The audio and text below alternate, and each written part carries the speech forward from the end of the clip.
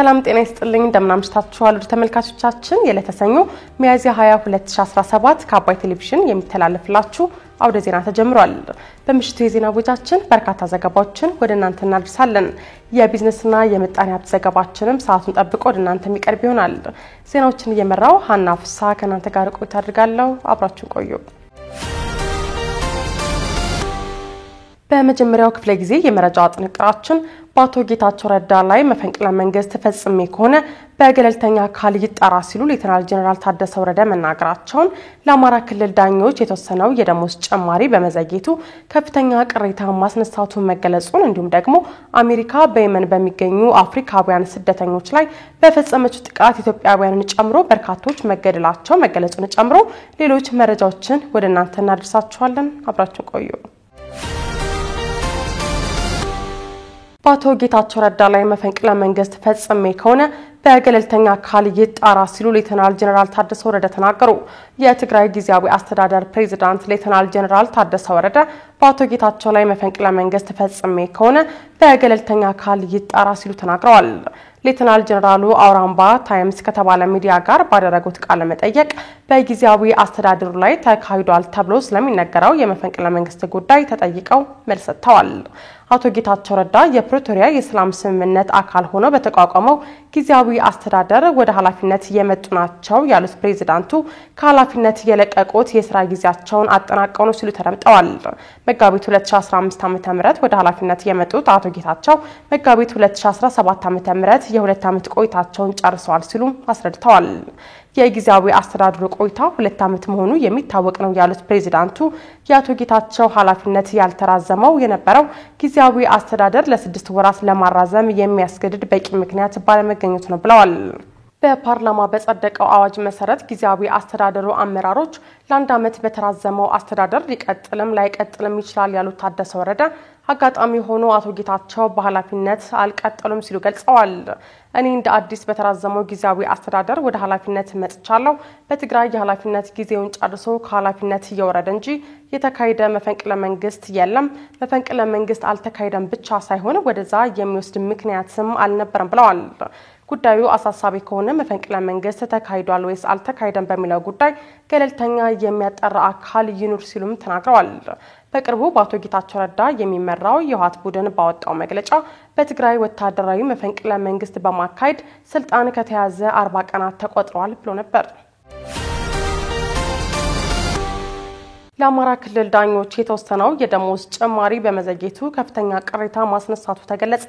የአማራ ክልል ዳኞች ማህበር በክልሉ ለሚገኙ ዳኞችና የጉባኤ ተሿሚዎች የደሞዝና የጥቅማ ጥቅም ጭማሪ ተፈጻሚ ሳይሆን በመዘግየቱ ከፍተኛ ቅሬታ ማስነሳቱን ገልጿል።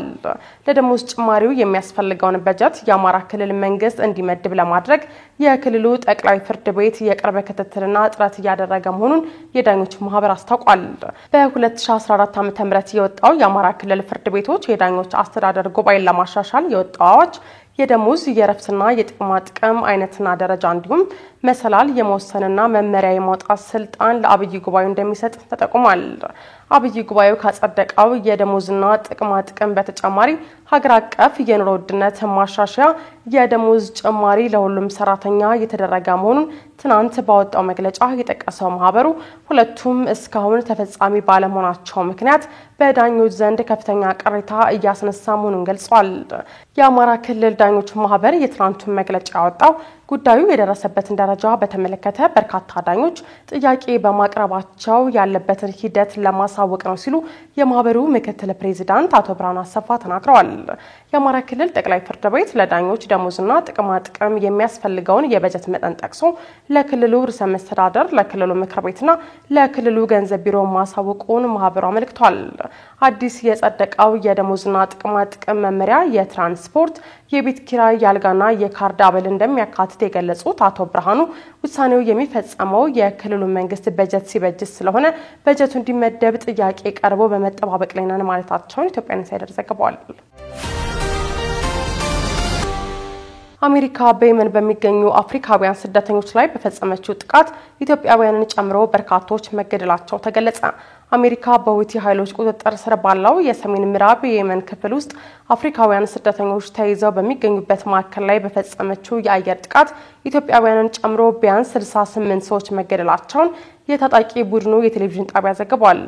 አልማሲራ የተባለው የሁቲ የቴሌቪዥን ጣቢያ እንዳለው ሳዕዳ ግዛት ውስጥ በሚገኘው ማዕከል ላይ በተፈጸመ ጥቃት ከሞቱት በተጨማሪ ወደ 47 የሚጠጉ አፍሪካውያን ከባድ ጉዳት እንደደረሰባቸው ተገልጿል። የቴሌቪዥን ጣቢያው በአንድ የወደመ ህንጻ ፍርስራሽ ስር የተቀበረ የበርካታ ሰዎች አስክሬኖችን የሚያሳይ አሰቃቂ ምስሎችን ማጋራቱን ተከትሎ ብዙዎቹ ቁጣቸውን እየገለጹ ይገኛሉ።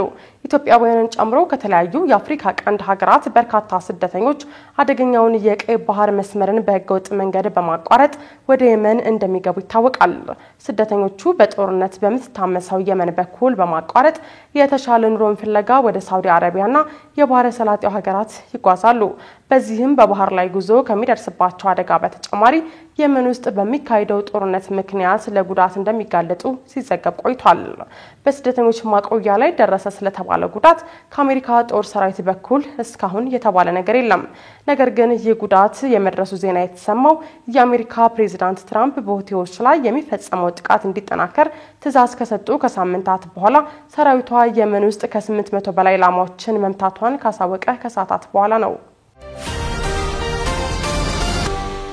የተወደዳችሁ ተመልካቾቻችን እየተከታተላችሁት ያላችሁት ከአባይ ቴሌቪዥን የአውደ ዜና የመረጃ ሰዓታችን ቀጥሏል። ኤርትራ እንደ ሀገር የተመሰረተችበትን ሂደት ቅቡልነት ላይ ጥያቄ አለኝ ያለው አብን መንግስት የባህር በርን ጉዳይ ቀዳሚ አጀንዳው እንዲያደርግ መጠየቁን ከሰኔ 1 ቀን ጀምሮ ለፓስፖርት አገልግሎት የፋይዳ መታወቂያ ቅድመ ሁኔታ ሊደረግ ነው መባሉንና ሌሎች ዜናዎችን እያስበለጠ ይዟል። ተከታትለን እንመለስ። ኤርትራ እንደ ሀገር የተመሰረተችበት ሂደት ቅቡልነት ላይ ጥያቄ አለኝ ያለው አብን መንግስት የባህር በርን ጉዳይ ቀዳሚ አጀንዳው እንዲያደርግ ጠየቀ።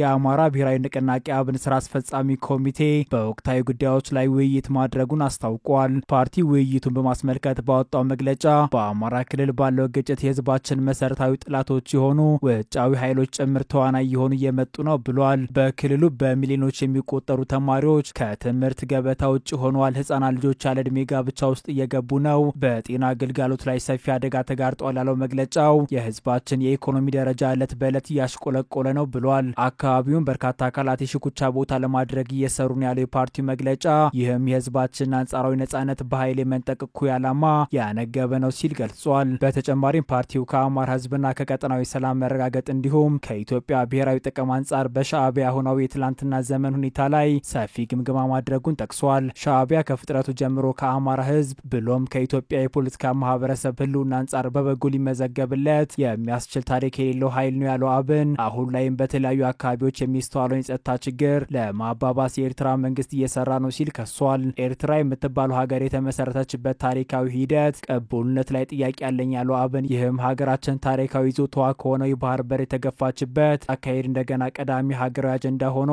እንዲያዝና ቁርጠኛ ትግል እንዲደረግ ጠይቃለሁ ብሏል። በአጠቃላይ ግምገማ ሻዕቢያ የኢትዮጵያን በቀጠናዊ ጉዳዮች ከሰላማዊ ውይይትና ድርድር ይልቅ በግጭትና በጦርነት ብቻ መፍታት አለባቸው የሚል ኃላፊነት የጎደለው ኃይል ነው ያለው መግለጫው ሻዕቢያ በኢትዮጵያ ላይ ያደረገ ያለው እንቅስቃሴ የኢትዮጵያ መንግስት ያስቆም ሲል ጠይቋል።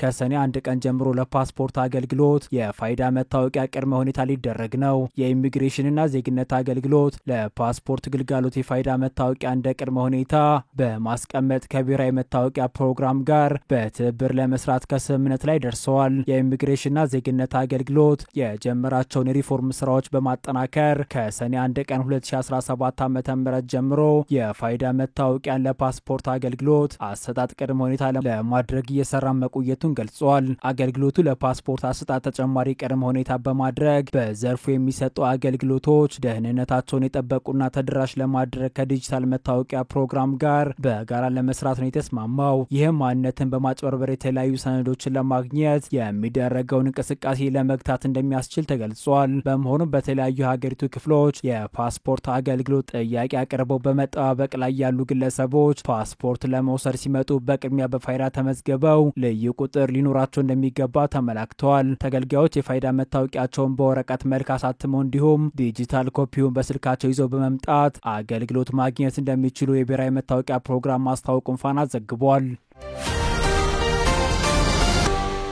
በጅቡቲ መንግስት ህገወጥ ናቸው ለተባሉ ኢትዮጵያውያን ዜጎች ወደ ሀገር ቤት የመግቢያ ምዝገባ ተጀመረ።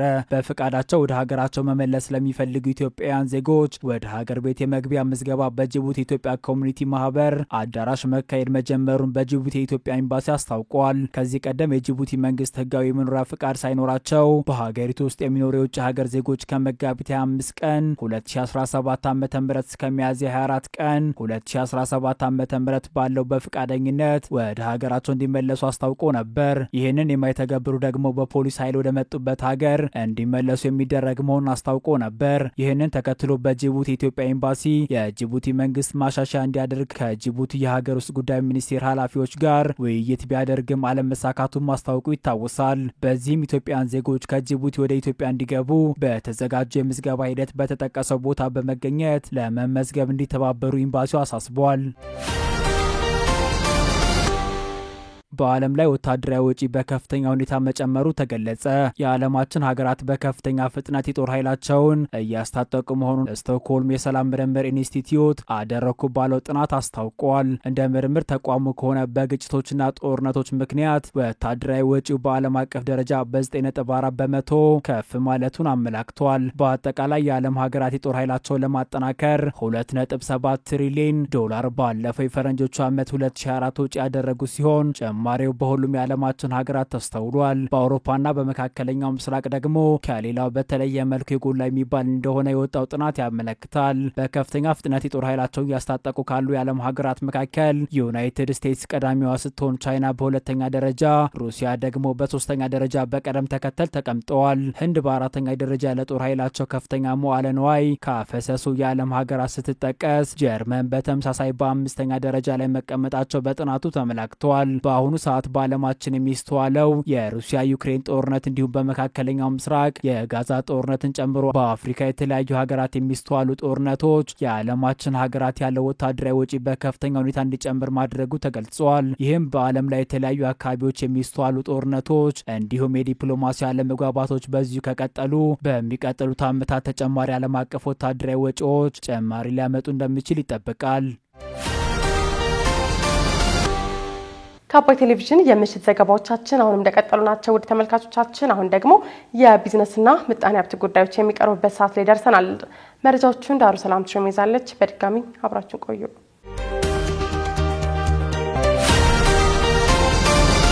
ኢትዮ ቴሌኮም በሲንቄ ባንክ የ15 ቢሊዮን ብር የፋይናንስ ድጋፍ አቅራቢነት አዳዲስ የፋይናንስ እድሎችን አስተዋወቀ። ኢትዮ ቴሌኮም በሲንቄ ባንክ የ15 ቢሊዮን ብር የፋይናንስ ድጋፍ አቅራቢነት አዳዲስ የፋይናንስ ፕሮዳክቶችን የማስተዋወቅ መርሃ ግብር አከናውኗል። ይፋ የተደረጉት ፕሮዳክቶች በቴሌብር ሱፐር አፕ፣ ፋይናንሻል ሰርቪስ ዊዝ ሲንቄ ስር የሚገኙ 4 ፕሮዳክቶች ናቸው። እነሱም ወቢ የብድር አገልግሎት፣ የትናንሽና የመካከለኛ ብድር አገልግሎት፣ የማይክሮ ሴቪንግ ና የዲቫይስ ፋይናንሲንግ አገልግሎት ናቸው። የብድር አገልግሎቶቹ የሚቀርቡት ደንበኞች በቴሌብር ላይ ባደረጓቸው የገንዘብ እንቅስቃሴዎች ታይተው በሚቀመጥላቸው የብድር ጣሪያ መሰረት እንደያቅማቸው እንደሚሆን በማስጀመሪያ መርሃ ግብሩ ላይ ተገልጿል። ሲንቄ ባንክ ካቀረበው 15 ቢሊዮን ብር ውስጥ 10 ቢሊዮን ብር የሚሆነው ትናንሽና መካከለኛ ኢንተርፕራይዞችን ለማሳፋት የብድር አገልግሎት የሚውል ገንዘብ ነው። ብድሩ ሙሉ በሙሉ በዲጂታል መንገድ በቴሌብር ሱፐር አፕ አማካኝነት የሚከናወን ሲሆን በማስያዣና ያለ ማስያዣ ይከናወናልም ተብሏል። ከሲንቄ ባንክ ጋር በተደረገ ስምምነት ለጥቃቅንና አነስተኛ ኢንተርፕራይዞች ቢዝነስ እንዲጀምሩ ወይም እንዲያስፋፉ በዋስትናና ያለ ዋስትና እስከ 1.2 ሚሊዮን ብር ብድር ማግኘት እንደሚያስችል ተገልጿል። በዚህ አገልግሎትም በአመት እስከ 10 ቢሊዮን ብር እንደሚቀርብም ተመላክቷል። በቴሌብር እስካሁን ድረስ ወደ 4.1 ትሪሊዮን ብር ማንቀሳቀስ መቻሉንና በቀን ደግሞ 7.6 ቢሊዮን ብር እየተንቀሳቀሰ መሆኑን በመርሃ ግብሩ ላይ ያነሱት የኢትዮ ቴሌኮም ዋና ስራ አስፈጻሚ ፍሬህይወት ታምሩ ከሲንቄ ባንክ ጋር ስለተደረሰው ስምምነትም ተከታዩም ብለዋል። የፋይናንስ አገልግሎት ለሁሉም ብለን እንግዲህ የተለያዩ ጥረቶችና ክፍተቶችን ለማጥበብ መተናል ማለት ነው። ስለዚህ ለግለሰቦችም እንደዚሁም ደግሞ ለስሞል ኤንድ ሚዲየም ኢንተርፕራይዝ የሚሆን የብድር አቅርቦት ይዞ ነው ዛሬ ኢትዮ ቴሌኮምና ሲንቄ በመሐከላችሁ የተገኘ ነው ማለት ነው። በጣም በቀላሉ የዲጂታል ፕላትፎርሙን ተጠቅማችሁ አገልግሎቱን የምታገኙበት ሲንቄ ባንክ ራያችሁ ዲጂታል ኢትዮጵያን እውን ለማድረግ አንደኛውና መሰረታዊ ወሳኝ ጉዳይ ነው። አንዱ የኔም ራይ ማገለግላቸው በአብዛኛዎቹ አርሶ አደሮች ብድር ለመበደር ሲመጡ ኮኔክትድ አይደሉም። ስለዚህ ካሉበት ሆኖ ብድሩን መክፈል ወይም ደግሞ እንደዚሁም ደግሞ ለመበደርም ሲፈልጉ ለመቆጠብም ሲፈልጉ ይቸገራሉ። ስለዚህ ኮኔክት ለማድረግ በመትሄዱት ጥረት በዚህ ራይ ውስጥ እኔም ማገዝ ፈልጋለሁ ለዚህ ፋይናንስ አደርጋለሁ ብሎ ምን ያህል መድቧል የሚለውን ደግሞ ወደ ኋላ ታያላችሁ ማለት ነው። 15 ቢሊዮን የኢትዮጵያ ብር በሚቀጥለው ይሄ እንግዲህ አፈጻጸማችንና ጸባያችን እየታየ እንግዲህ ስንቄ ባንክ ከፍ እንደሚያደርገው ተስፋ እናደርጋለን። ሁላችንም በጋራ ሆነን አፈጻጸሙን ውጤታማ እንዲሆን ሁላችንም እንሰራለን ማለት ነው። ስለዚህ ይሄ 15 ቢሊዮን ፈንድ ለምንድን ነው የተዘጋጀው ካላችሁኝ ወደ 10 ቢሊዮን የሚሆነው ክፍተት አለ ያልነው በሀገራችን ከፍተኛ የኢኮኖሚ እንቅስቃሴ ውስጥ ያሉት ትናንሽ ያልናቸው ኢንተርፕራይዞችን ኢምፓወር ለማድረግ ነው ማለት ነው። እነሱን ኢምፓወር ስናደርግ ብዙ የሥራ ዕድል እንፈጥራለን፣ ብዙ ችግሮችን እንፈታለን። በገጠርም በከተማም ያሉ እንደዚህ አይነት ኢንተርፕራይዞችን ማስፋት እንችላለን ማለት ነው። ስለዚህ ፋይዳው ከፍተኛ ነው የሚሆነው ብለን እናስባለን። ወደ 10 ቢሊዮን ገደማ የሚሆነው ይህን ብድር የሚያገኙት ደግሞ ስንቄ ጋር የመጡ ከዚህ ቀደም እንደሚያደርጉት በየብራንቹ ጊዜ የስንቄም የደንበኞቹም ጊዜ ባክኖ አይደለም።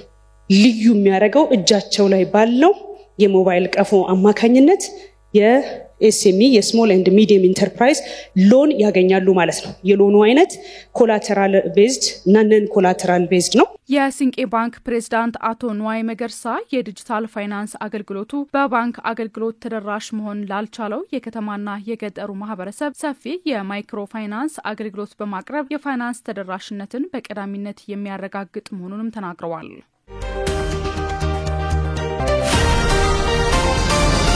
ኦቪድ ሪል ስቴት በገላንጉራ ከተማ ፕሮጀክት ለሚገነባቸው 90 ሺህ ቤቶች በቅናሽ ለደንበኞች የሚያቀርብበትን ኤክስፖ አስጀመረ። ኦቪድ ሪል ስቴት በልዩነት ያዘጋጀውና እስከ 1 ሚሊዮን ብር የሚደርስ የዋጋ ቅናሽ የሚያስገኘው ታላቅ የቤቶች ሽያጭ በኦቪድ ገላንጉራ ከተማ ፕሮጀክት የሽያጭ ቢሮ አስጀምሯል። ራዕያችን ልማት ነው በሚል መሪ ሰፊ የመኖሪያ ቤቶች ፕሮጀክቶችን እየገነባ እንደሚገኝ የገለጸው ኦቪድ ሪል ስቴት አሁን ደግሞ በኦቪድ ገላንጉራ ከተማ ፕሮጀክት እንደ አዲስ በተሻሻለው ዲዛይን መሰረት የሚገነባቸውን 90 ሺህ ቤቶች እየሸጠ እንደሚገኝ አስታውቋል። ከዛሬ ማለትም ሚያዝያ 20 ጀምሮ እስከ ሚያዝያ 30 2017 ድረስ የሚቆይ የቤቶች ቅናሽ ሽያጭ አዘጋጅቶ መሸጥ መጀመሩንም አስታውቋል። በእነዚህ ቀናት ቤቶች ለሚገዙ ደንበኞች ኦቪድ ሪል ስቴት እስከ 1 ሚሊዮን ብር የሚደርስ የዋጋ ቅናሽ ማድረጉንም በዛሬው ዕለት ይፋ አድርጓል። የመጀመሪያዎቹ 100 ቤት ገዢዎች ከ1 ሚሊዮን ብር ቅናሹ በተጨማሪም ልዩ የዋጋ ቅናሽ እንደተደረገላቸውም ተገልጿል። ኦቪድ የሚገለጸው በሚሰራቸው ፕሮጀክቶች ነው ያሉት የኦቪድ ግሩፕ መስራችና ዋና ስራ አስፈጻሚ አቶ ዮናስ ታደሰ በኦቪድ ውስጥ የመንግስት ፕሮጀክቶችና የሪል ስቴት ፕሮጀክቶች መኖራቸውን ገልጸዋል። የሪል ስቴት ፕሮጀክት በውስጡ ራሱ ኦቪድ የሚያለማቸውና የግልና የመንግስት አጋርነት ፕሮጀክትን እንደሚይዝ የገለጹት ዋና ስራ አስኪያጁ አሁን ሽያጭ የተጀመረበት የኦቪድ ገላንጉራ ከተማ ፕሮጀክትም የኦቪድ ሪል ስቴት ትልቁ ፕሮጀክት ሲሆን የግልና የመንግስት አጋርነት ፕሮጀክት መሆኑንም ገልጸዋል። እዚህ አሁን ያለንበት ትልቁ የኦቪድ ሪል ስቴት ትልቁ ፕሮጀክት የፒፒፒ የግልና የመንግስት አጋርነት ፕሮጀክት ነው። በእውነት ለመናገር ኦቪድን በአንድ ቃል ቢገለጽ ደግሞ በኦጂጂሲ ኦቪድ ገላንጉራ ከተማ ነው የሚገለጸው። በጣም ግዙፍ ፕሮጀክት ነው። በሀገራችን አይ ቲንክ አሁን 90 ሺህ ከደረሰ በኋላ ወደ 6ኛ የደረሰ ይመስለኛል በሳይዝ በሀገራችን በኢትዮጵያ ውስጥ ካሉ ከተማዎች ማለት ነው። ይሄ ኦቪድ ገላንጉራ ከተማ በአማካይ በአንድ ቤት 5 ሰው ቢኖርበት ወደ 400 ሺህ ገደማ ነዋሪ የሚያስኖር ግዙፍ ከተማ ነው። ስለዚህ ኦቪድ ይሄንን ሀገራዊ አደራ ሀገራዊ ኃላፊነት የወሰደው ለብዙ ዓመት የመኖሪያ ቤት ችግርን ለመፍታት ከፍተኛ ዝግጅት ሲያደርግ ቆይቷል ከርሟል። የኛ ልባችን ውስጣችን ቤት ለሁሉም ሰው ይገባል ብለን ነው የምናምነው። ቤት ቅንጦት አይደለም፣ ቤት ትርፍ ነገር አይደለም። ቤት መሰረታዊ ፍላጎት ነው። የሰው ልጅ መሰረታዊ ፍላጎት ስለሆነ ያንን ራዕያችንን ያንን ምኞታችንን ለሁሉም ኢትዮጵያውያን በማንኛውም የገቢ ደረጃ ላሉ ለማሳካት ቆርጠን የተነሳንበት ፕሮጀክት ነው። የዛሬው ግራንድ ሴልስም ይሄንን ዓላማ ለህብረተሰባችን የምናቀርብበት ዝግጅት ነው።